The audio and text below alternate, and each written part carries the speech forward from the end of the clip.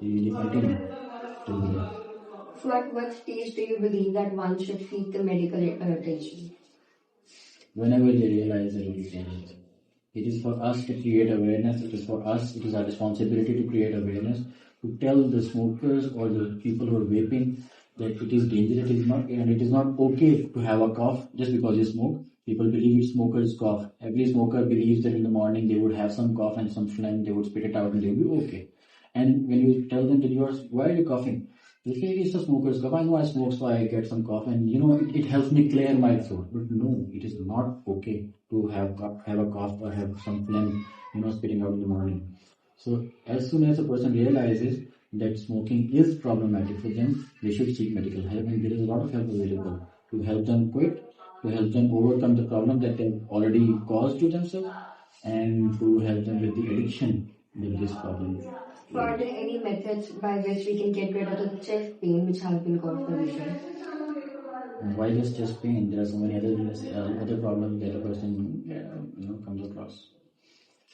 But till the time a person continues to smoke or vape, anything it is called bandage effect. Like band-aid effect, you have a big problem, you have a big wound, you are applying a band-aid on it, you're trying to close the flow of blood from a big wound, and it won't help. So if a person has a chest pain and he knows that it is because of vaping, simply taking the medicine for to kill that pain is not going to be enough till the time a person stops to smoke, and only then we can think about permanent solution for that problem.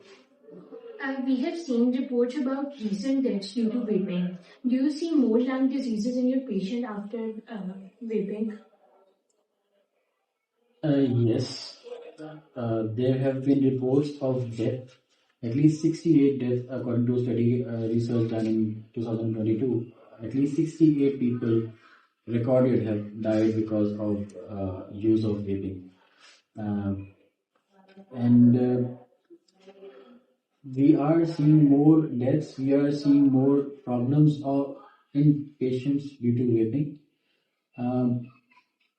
If you say they're directly attributable to vaping, well, that is a bit difficult to prove that the person who's died in the ward in the hospital is just because of vaping. He vaped, that is why he's dead. No, it's really the connection is not that simple.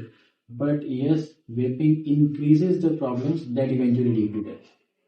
And we are seeing more patients getting hooked up to smoking because of this vaping habit, and more people being resistant to our advice. We tell our patients who come with any problems that you should stop smoking. If a person has been smoking a traditional cigarette, he already has a idea in his mind that it is dangerous and I will have to leave it one day. And once the doctor says it has some impact, and there's a way to tell your patient not to smoke, and usually there is. But by the addition of this new problem, this vaping habit, it becomes more difficult for us to explain to them that why is it dangerous. And when we say there is less research available and there is less evidence available, but I think this is dangerous, and people believe that it doesn't have that same impact that when you talk with concrete. I don't know if I'm making any sense, but when you explain to your patient that smoking is dangerous, he listens.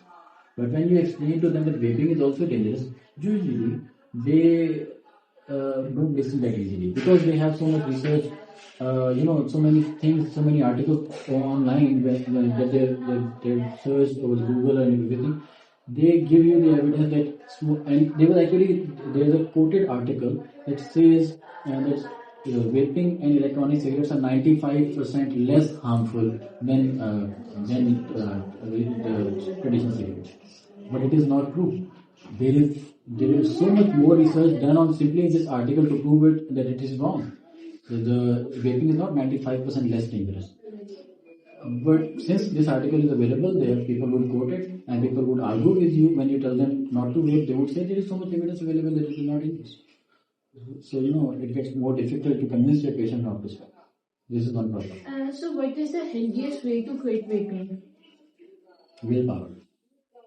If you believe that it is dangerous, if you believe that it is not okay to vape, if you believe that It is a problem that you need to counter.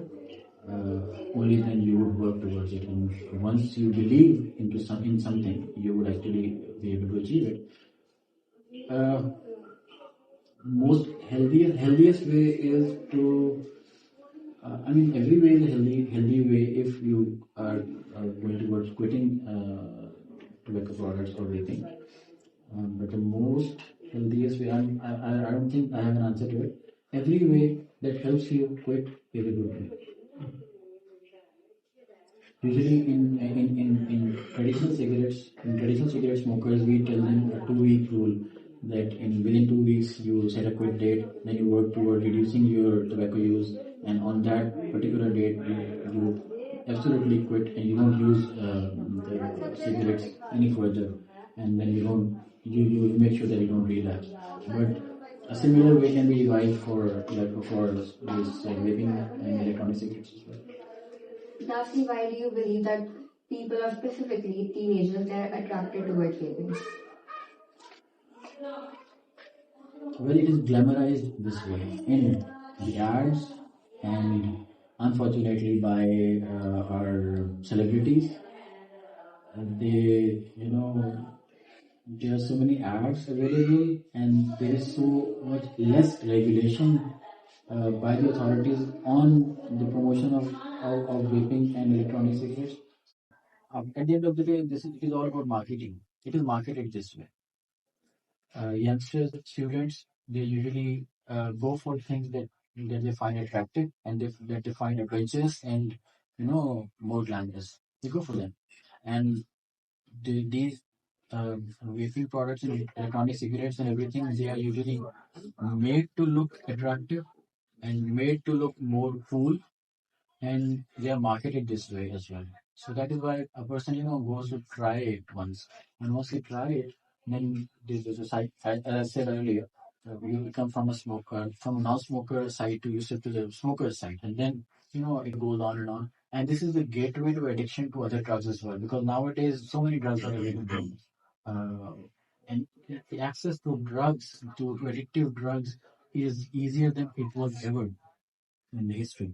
So this is a gateway to take your student, the young population, from living a clean, healthy life into the life of drugs and everything. That is why, and they find it more adventurous, like where they fall for it when they start using it. Thank you. मेरा message सिर्फ ये है कि आजकल ये ई cigarettes, vaping और इस तरह के सारे प्रोडक्ट्स जो नई प्रोडक्ट्स हैं, इनको बहुत ज़्यादा प्रमोट किया जा रहा है, बहुत ग्लैमराइज किया जा रहा है. We all need to understand that ये सब कुछ सिगरेट्स, ई सिगरेट्स, वेपिंग, हुक्का, शीशा, ये सारे के सारे मुख्तलिफ एक ही जहर के मुख्तलिफ नाम हैं और इन सब से बचना ज़रूरी है.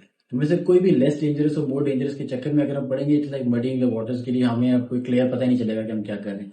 ज़्यादा ज़रूरी ये है इन सब चीज़ों से बचें.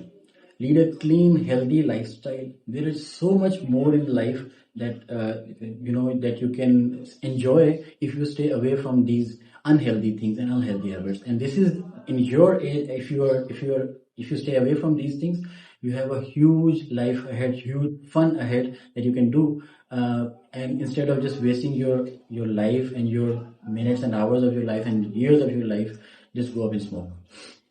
सो इन सब चीज़ों से बचें और पूरी कोशिश करें कि एक क्लीन हेल्दी लाइफस्टाइल मेंटेन करें.